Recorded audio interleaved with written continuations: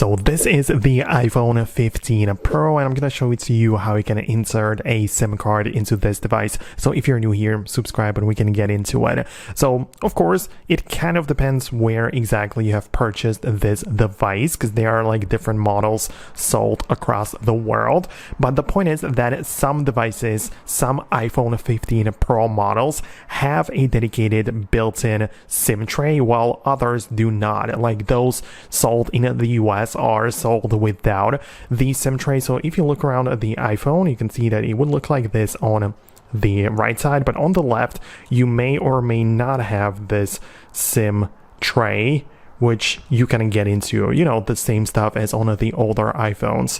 But if you do have it like I do, you can use either the official SIM eject tool or something like this, which is, you know, just a basic paper clip. You know, I have a couple of them laying around.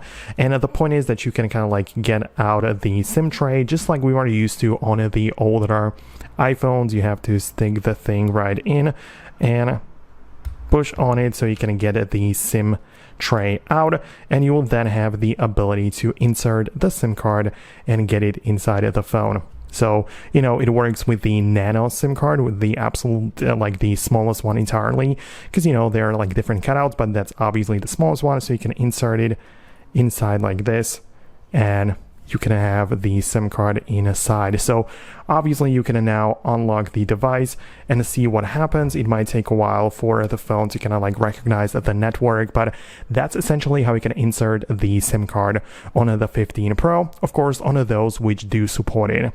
If you by any chance do not have this SIM tray like I showed you, what you can do is just get inside of your settings app of the iPhone, go to the cellular section, and you need to set up the virtual or eSIM instead. So you can set up the cellular, and you need to go through the steps. So you likely are going to scan the QR code which you get from your carrier, and you set up the eSIM instead. So that's also going to work fine. So yeah, that's how it works. Let me know in the comments below if you found this video helpful. Subscribe for more, and I'll see you later.